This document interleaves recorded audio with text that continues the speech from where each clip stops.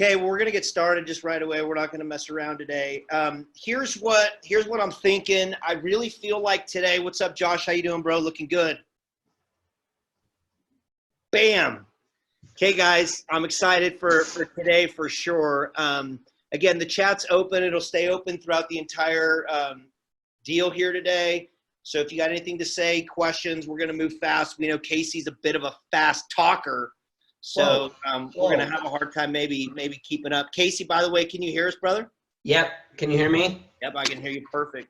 Cool. All right, so here's where I want to go with this is I see this as being almost like a segment 2 or a section B to what we had talked about last week. And so last week, if you didn't join us, here's kind of what we were laying out. We were talking about essentially the different funnels that we're trying to generate deals through. We're talking about relationships, driving for dollars, social media, direct mail, digital deal flow, some pre-foreclosure stuff, and all that are opportunities that flow to us. So the next question comes down to this word right here, which is essentially conversion. And how do we convert? How do we deal with these leads? What do we say? And how do we take that potential motivated seller from where they have a specific expectation to where we need to be? So that's when I said, bring in Casey the closer. And now on, it's just Casey the closer, just so you know. So we're gonna bring in Casey the closer to just talk us through his methodology from the moment the deal comes in, what his mindset is, and then how we walk that process and what his philosophy is along the way. So first of all, Casey, thanks for joining us, brother.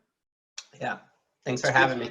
For sure, it's our honor. So why don't we let's stop. Let's just step back for a minute, Casey, real quick. Like, what was it that was about real estate for you that just got you fired up, and what really was it that just helped you hone in some of these skills? Do you feel like what was that thought process?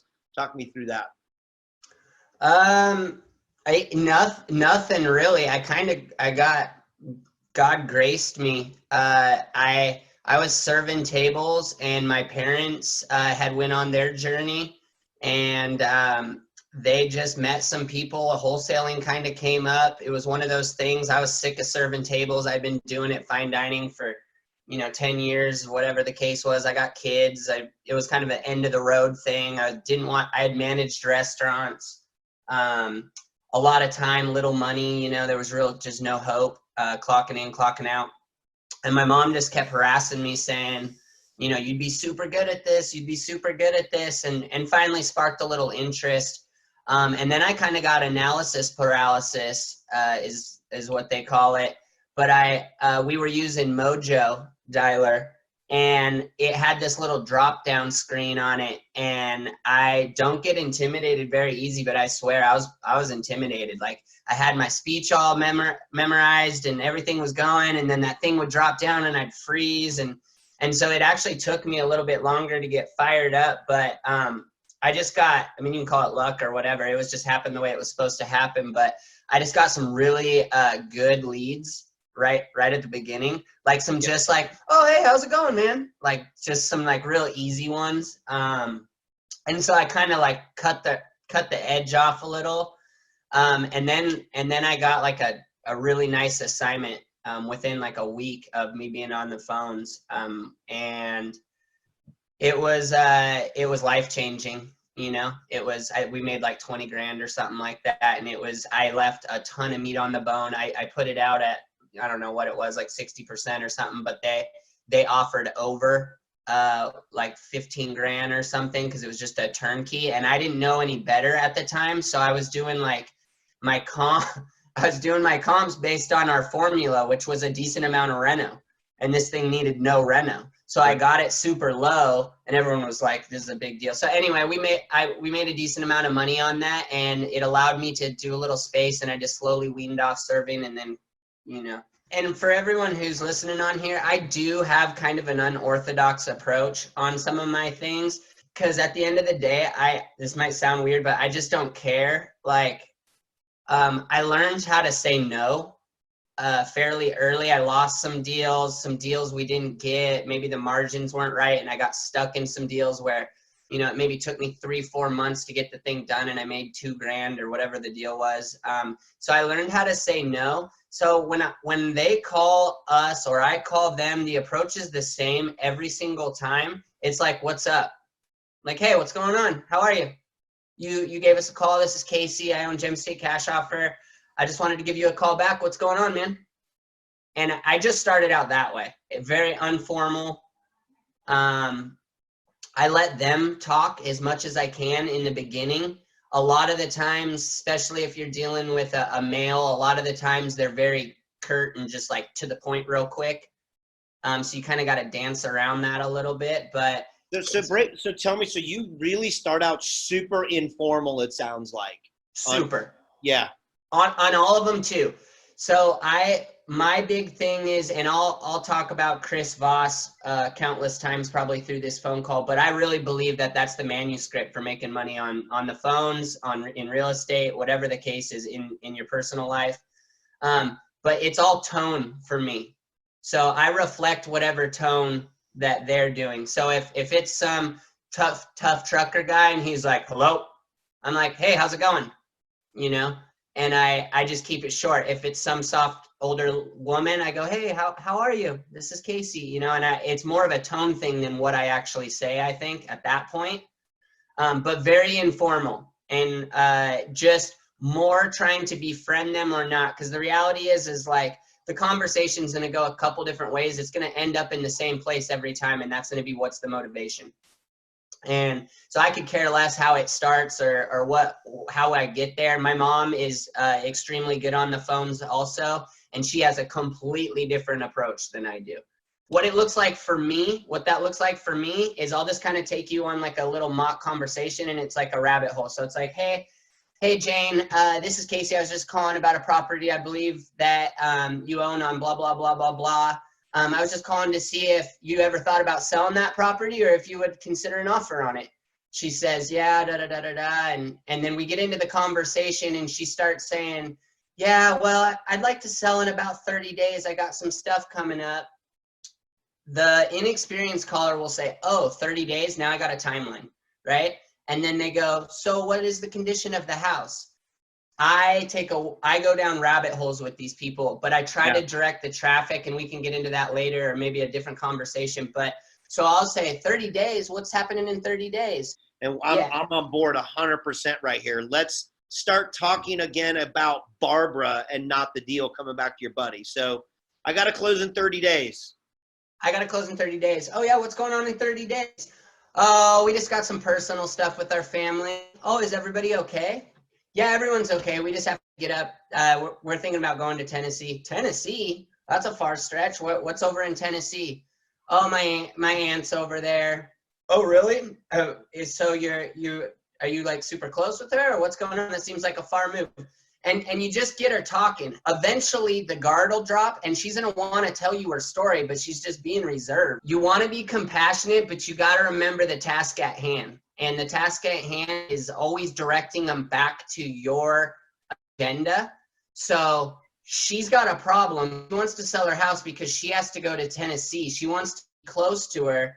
Medical issues are hard to deal with from a distance. So you want to poke on that pain point. So it's like, yeah, and that must be a struggle doing that from a distance. So what are you guys just going to get a little house up there with the money from this? Yeah, we were thinking about that or renting or whatever. All right, well, so I mean that's easy. That's the easy stuff. That's what we do well. So what in an ideal world, obviously she's not doing so hot right now. Is this a fast thing? Are you trying to get up there right away, or what's going on? Okay, so I just want to break this down because you do this so naturally, and I don't want to break it down to the point where it's so mechanical, like we're just like jawed up and don't know what to say. But I want to at least understand the framework again. So motivation, driving into trying to find what that real motivation is. You've gone from, oh, we just need to sell, to Tennessee, to the aunt, to the family, to what's going on there, to bringing it back in. You created rapport by saying, oh, guess what? Like I've got family that has health situations and stuff like that as well. And then I think that right after you feel like, and Casey, you and I were talking about this the other day, and people are like, well, when do you come back to the deal and to your script and your motivation and what's hopefully you can comment on this. When you have an opportunity to share a common, I don't know, it's the dog, it's the cat, it's when you laugh. Like if you can get that individual to laugh or joke or find humor in something, that's when I know like I've gotten there. Like there's a switch that goes boom, like we're laughing together. You know what I mean? We're fine, or we're either laughing together or we find some sort of like deep rooted situation that we've found like commonality in, right?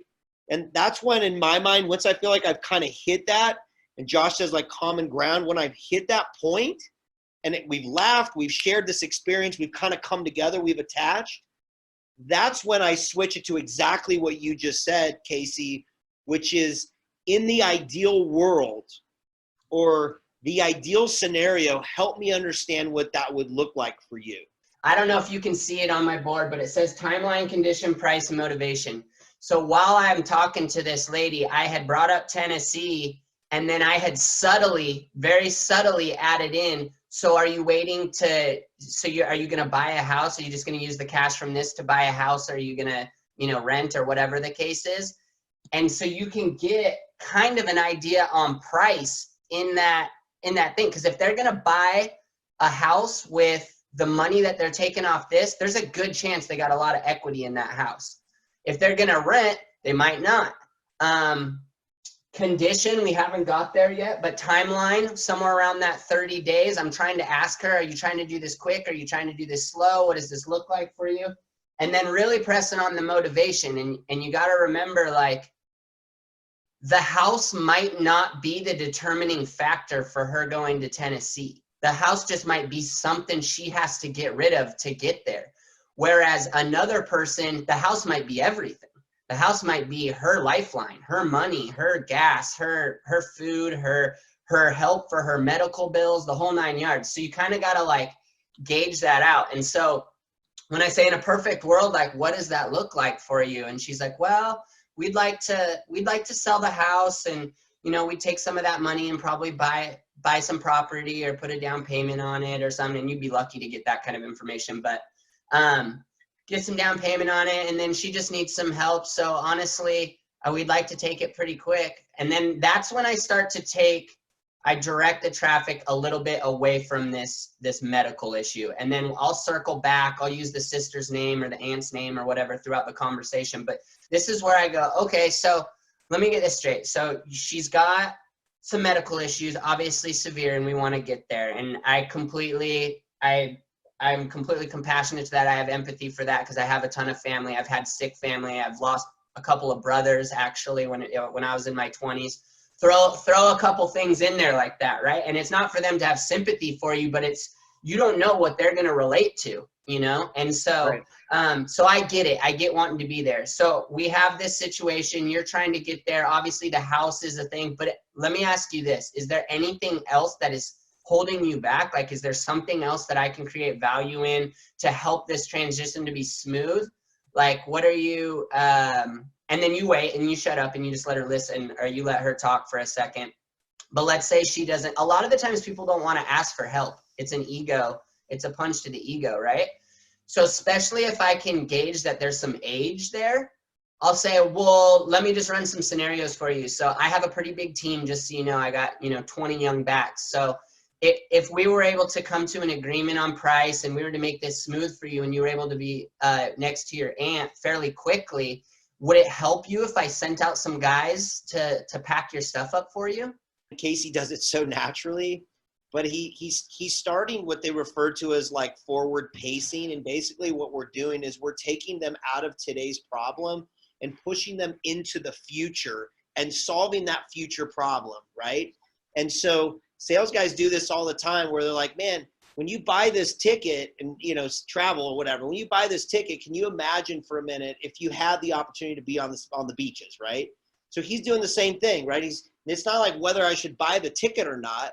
It's like when you buy the ticket and if we're come to terms, we're already here. Yeah. So he's saying like, if we were to come to terms, would it be helpful for me to help you move some of your stuff?